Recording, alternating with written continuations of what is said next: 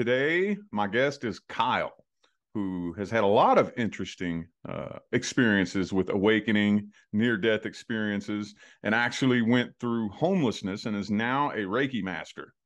Kyle, thank you for Yes. joining me. How you doing? I'm good. I'm good. How are you? Doing good.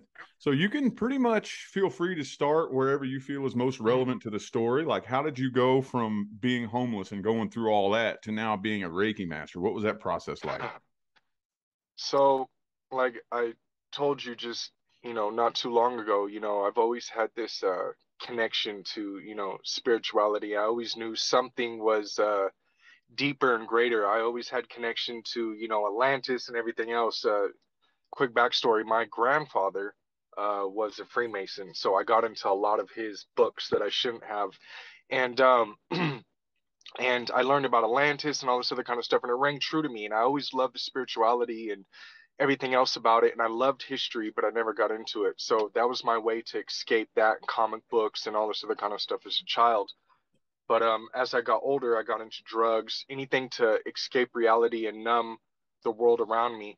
And it progressed to meth and heroin, and I became homeless. And what happened was I was literally broken. Like I had no run left in me. I just I've been home. I came back from Phoenix, Arizona. My mom brought me home, and she said, "If you're gonna die, you're gonna die where I can, get a hold of your body and bury you." So I still wasn't ready to get clean. I still continued to do drugs once I got home, and one day I was just I had nothing left in me. I didn't have the drive to, do the dirt I needed to do to feed myself or feed my habit. I didn't even have energy to fly a sign on the side of a freeway, like nothing. Like I was beat up. I had no food in me. I haven't eaten like, anything real in like 6 days. And I was sitting in front of a Starbucks, like literally bawling my eyes out. It's winter time. It's cold. I have a t-shirt on. I'm crying. It's like 8 o'clock in the morning. And like I have my head like just curled up and I was just ready to give everything up. And this lady comes up and she grabs my hand and she's like, "Have you ever tried getting clean?" And I was just like, I said, "No, not really." I said, "Not in, with not without help." And she said, "Well, what if I told you I can get you into a five-star rehab? I will get you insurance and I will get you into a five-star rehab." And I kind of like, I was like, "Is this lady for real?" And so she kind of told me a little part of her back times, her backstory, and then I kind of, you know, didn't go at it at first. I was still wasn't ready, and then like 3 months later, I saw her again, and I was like, "This just has to be fate. Like this has to be fate." It was.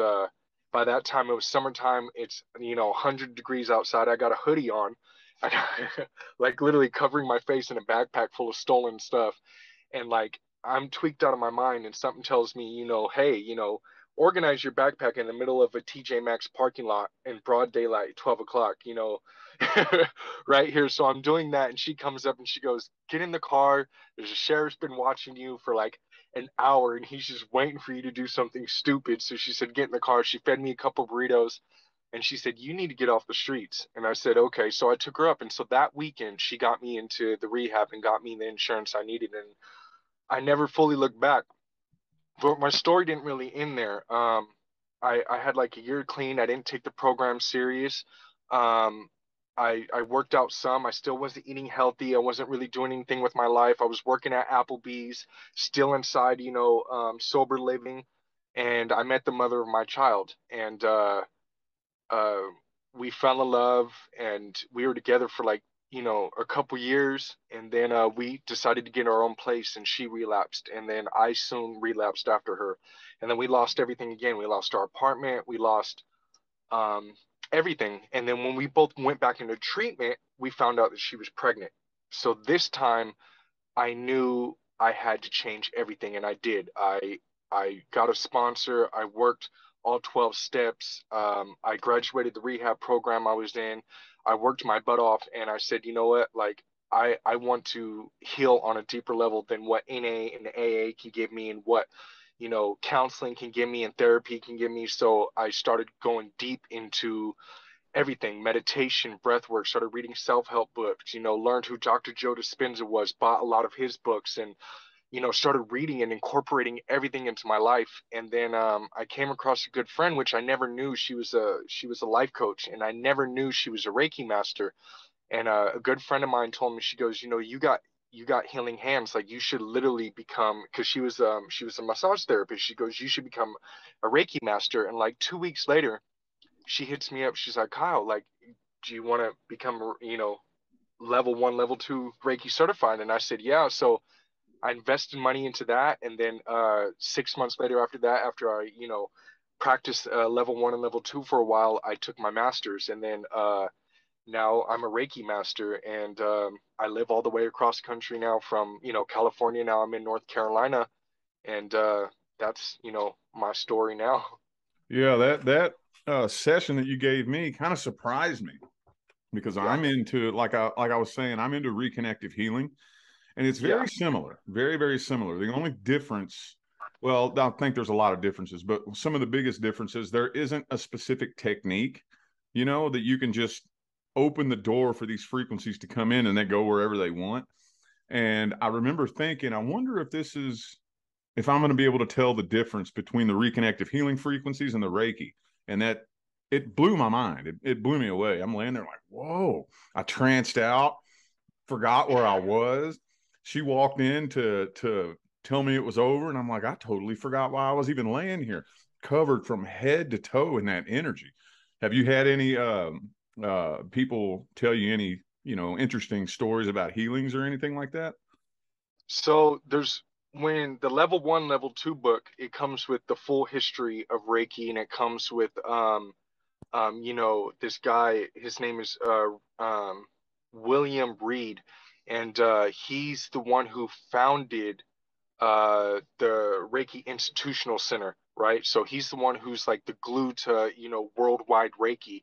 And he's like the fourth lineage of Dr. UC Sensei. So Reiki's been around for thousands of years. Energy healing's been around for thousands of years. They use it in Shaolin Kung Fu.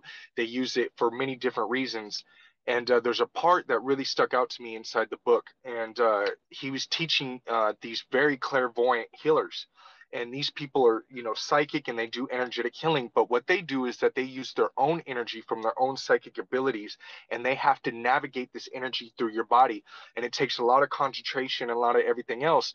And so they said, okay, we're going to take this class, thinking they're not going to learn anything. What can Reiki teach me that I already don't know? And they took it, and they said that it enhanced their healing abilities tenfold. And the reason is because Reiki doesn't come from us, right? We are just channelers of it. So when you get in tuned to Reiki, you get in tuned to open up to these channels, right? So we channel these higher dimensional energies, right? And it comes from the fourth dimension or higher. It can go all the way up to 12th dimensional energy. It just depends on how much you practice it and what level of mastery you're at, and everything else. And it's a way of life, right? So there's certain mantras we have to say every single day, and there's meditations we have to abide by every single day to keep us in tune. Once you have Reiki in your system, it never goes away. Like, you can never practice it again. You could have just got it because you felt like getting it, and it doesn't matter. You can always use it, and never dissipates and never goes anywhere. It's just infinite. It's because it doesn't come from you, right? Reiki can never do any harm. Reiki can never do anything, and Reiki has its own consciousness. So even if a person's unaware and not attuned to energy, and they're not really tapped into any kind of spiritual belief, and they're doing Reiki will go where it's supposed to. So um, you realize the more you work with Reiki is that, and they teach you this in regular medical school too, like someone having pain in their knee, that's not from something physical, is actually probably a manifestation from something in their stomach, or something that they're inside their head. It's because the whole body's connected. So you realize that you may have to Reiki a different part of the area to treat that area. So you can treat that area for the pain, but then you have to go to the root cause. There's another story that stuck out.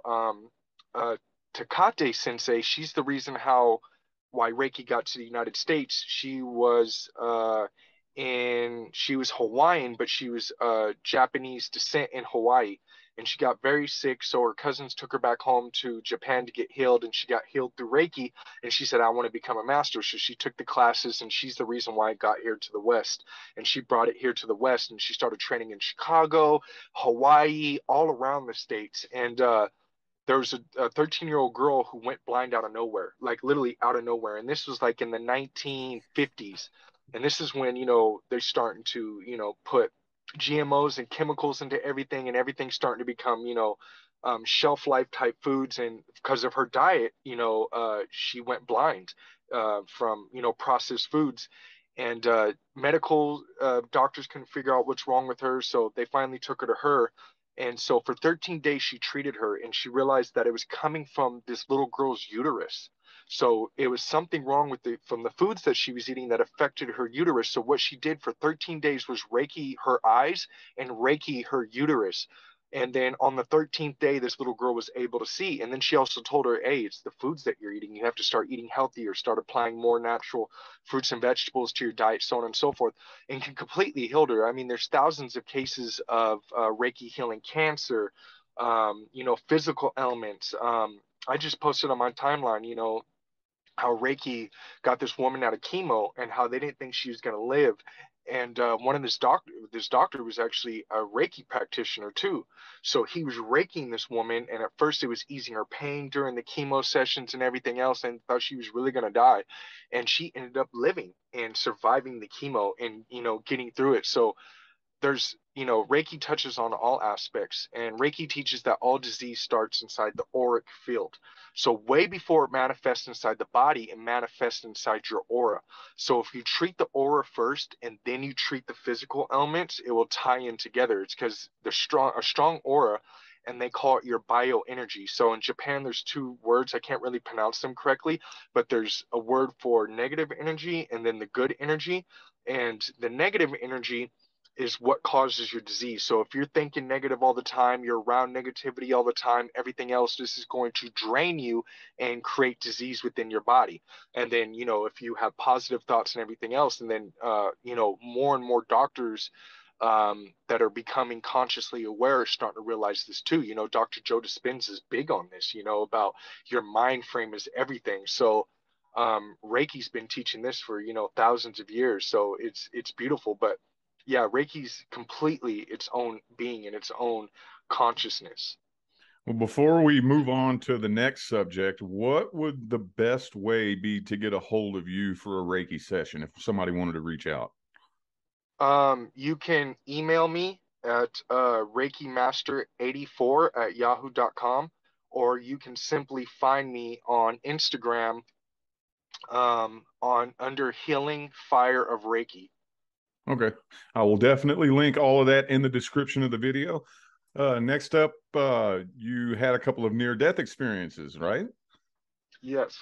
Well, you can Yes. start. You can start at whatever point is most relevant to that story, and let's hear about that. All right. So my first near-death experience was I had, two overdosed experiences, but when I was in my addiction, my first overdose, I didn't really feel anything. I didn't even know I went anywhere. I didn't even know I overdosed until I woke up out of it. And it was just, pitch black.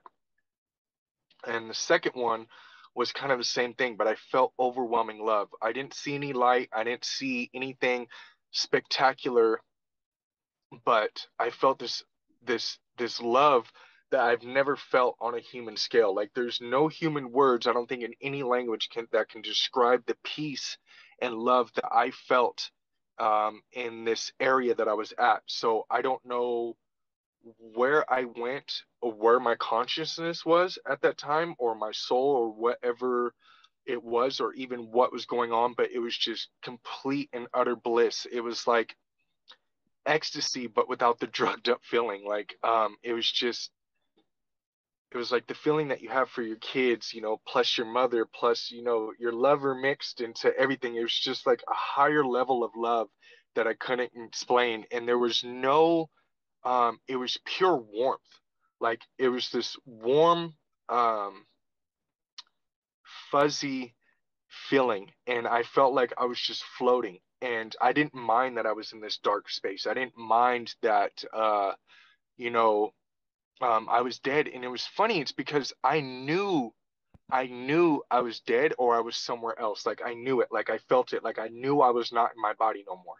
But I didn't know where I was at. And when I woke up, I was extremely pissed off. It's because at the time, I was homeless and I was, a heroin addict. And I was just like, why, I don't want to come back to this. You know what I mean? Like this is hell. Like. And the second one is what really stuck out. When I came back to San Bernardino, I was living on the streets and I pulled up to my drug dealer's house and they were getting robbed. And I guess they owed some people some money. And so they were going in there to collect the money. And as they were getting robbed, when we pulled up, they thought that we were, you know, my drug dealer's backup. So they started shooting at the car. And when they did, I got hit with a 22 bullet on my ribs and it shattered three of my ribs. And 22 bullets, they break apart inside the body and they ricochet everywhere. And one of the fragments of the bullet literally got 1 inch away from my heart. And I remember being in shock and completely blacking out, losing so much blood. And that time I seen a white light, and at that time I seen a picture of my daughter's face. And this is way before my daughter was born, like completely way before my daughter was born. And I was extremely angry at this time, and it was like right around Christmas time too. And I remember like this is meant to happen. Like I don't care. Like, let this be it. You know what I mean? I'm ready to die. But once I seen my daughter's face, I knew that it wasn't my time to go yet. You know what I mean? Like it was my reinsurance, like, no, you have more to do here on this planet. So I was like, what is this? And who's this little girl? And I felt so connected to her and felt so much love for her. And I was like, what is this? And I seen this white light. And then I just remember like literally being pulled back into my body and almost like reverse wise getting sucked back in. And then I'm in the hospital on the operating table and they started putting an IV in me. And once they started putting the IV in me, and the painkiller started kicking in and everything else is because, of course, I haven't had my heroin fixed. So, when they started putting, the legal heroin inside me, like I started, feeling better and everything else. And I was just kind of like at peace and I was at shock. And um, oddly enough, I didn't realize, the damage of how paranoid I became afterwards. You know what I mean? And the sad part was I was such in grip of my addiction that I still was not ready. Like my dad said, I'll let you move back in and I'll let you sleep on the couch. All you have to do is just get clean. Like it's just your wake up. You know what I mean? Like I'll let you come back in. And that's just like, and I was just so paranoid. I just couldn't do it. And for like literally 3 months after that, like I slept on this church ground in a little tucked up corner area where I know no one could find me. And I just had like two people around me that I somewhat trusted, living in that space. And I kind of like stayed there on those church grounds for like 3 months and didn't go anywhere because I was so paranoid from my outer world. But then after that, before my mom passed away, she predicted my daughter. She said, Melissa's going to get pregnant. It's going to be a little girl. It's going to be blonde and it's going to look just like Melissa. And 9 months after my mom passed away, the exact same thing happened. So it was just crazy how all that ties together. You know what I mean? Like everything happens for a reason. So it was really trippy. And then it didn't even hit me until about 2 months ago, as my daughter, where she's at now, 3 years old, and that's the face that I saw. And so like it didn't hit me until I she was developed enough for me to put, two and two together. That's who I saw with the same blonde curls, the same blue eyes, everything else. And it was pretty trippy. It was pretty tripped out. Did you have like with that other near death experience? Did you because you said you remembered going back into your body? Do you remember Yes. leaving? Do you remember leaving your body? No, I just remember blacking out from it and then me being in that white space and just kind of, with that same fuzzy feeling. But this time I didn't feel the love like I did last time, but it did feel warm and it did feel comfortable. like there's something about being out of your body that's it's you don't have any of the human feelings, right? There's none of that. I have to worry about my physical body. There's no physical pain. There's no, it's like you're free of thought. You're free of, the physical, everything that ties you to this third dimensional world and, a physical body. You don't have to worry about that. So I just remember feeling, the best way I can describe it is free. Like it's a freedom. It's like you're not here. And I remember in high school, I would astral travel, but I didn't know what it was, and it would scare me. It's because I don't remember the astral traveling itself, but I remember having sleep paralysis and me looking at myself from the corner of the room and being like my body stuck. Like, so it's like half of my consciousness is in my body, and I can feel my body stuck, and I can't move and I can't speak, but I'm looking at myself from the corner of the room coming back in. And then when I started learning about, astral projection and, lucid dreaming and everything else, and then sleep paralysis, I know that it's all tied together, you know what I mean, and it's all pretty much one and the same, and I didn't know that. And I would get sleep paralysis a lot, and that's just the jolt of your soul coming back into your body, because every night when you sleep you astral travel, and people don't realize that. It's like every single night you just don't remember it. And so I that's kind of how it was and how it all tied together. But no, I don't remember that specific part. I just remember going back in to the body, and then the vibration and the jolt of it. It's because it's like this vibration uh when you go back into the body, it's like a fighting trying to get back in. So it's like my physical was fighting, my astral self. You know what I mean? Because I wasn't in acceptance of what's going on. You know what I mean? I was still like in a mental shock. Yeah, I've heard a lot about that sleep paralysis, and that's happened to me a few times this past year. And as a matter of fact, the last time it happened, I've told the story on this show once before, but I was it was so bizarre and weird because I was sleeping, but somehow it's like my eyes were open and I could see the room around me, but I was dreaming at the same time. It was bizarre. Hmm. And then what I thought was the reconnective healing frequencies started creeping up my leg. And I was wondering, I wonder if I can get them to go to my ears. And because I have hearing problems, I wonder if I can direct those frequencies to my ears so they can start working on my ears. And I kind of felt this little feeling of, are you sure that you're ready for this? And I'm thinking, and it was all like a telepathic, oh, yeah, I'm ready for this. So it's creeping up my legs, and then it goes all the way up, and then it hits my ears. And as soon as it hits my ears, it felt like I was being electrocuted. My whole body locked up. And I was trying to scream. I couldn't scream. I couldn't move. I couldn't do anything. It just felt like I'd grabbed a power line or something like that, and I couldn't move. I Yeah. was locked into place. And I came out of it still having no idea what that was.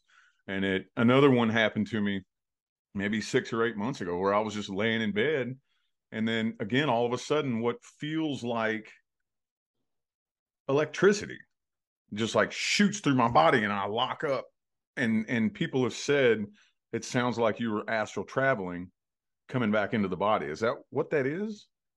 Yes. There's a YouTube channel I follow. He's an agnostic teacher, and he teaches about agnosticism. And one of the main things they teach about in agnosticism is that you must learn how to astral travel. And the reason is, he said there's very deep healing going on in the astral world. And he said there's different levels of the astral plane. He said there's the lower level where, lower, entity beings are, what people call hell. There's the mid level where you're kind of going through your awakening and you know that there's something better than, the physical world, people that are actually awake and in tune to what's going on in the world around them in the physical, so they can go a little bit above the lower sphere of the astral realm. And then there's the highest astral realm that's like heaven, you know what I mean? So it's like, pure bliss and everything else. And he talks about the electricity jolting and coming in and out of the body. And he talks about the healing factors, and he said it's like such an ego death, right? And he said one of the best ways you can prep yourself for astral traveling is, he said, always question your reality, even when you're awake. He said every second that you can remember, he said, question your reality. He said, is this cup real? Am I sleeping? Is this real? Is any of this real? And then he gives you really powerful mantras, tools, meditations you can use, and he gives it all away for free. Um, you should check the dude out if you want. I could tell you, the name of it. It's called Astral Doorway. And actually, I've learned some very powerful mantras for the chart. Those mantras I sent you actually come from his channel. And the dude has amazing. He kind of can get boring a little bit. He's English, and you can tell he's very well read, but it gets a little boring sometimes. But he got some very deep information and all the stuff I've kind of learned about it, and it kind of ties into your story and my story, and from what I've heard from other people's too. You know what I mean?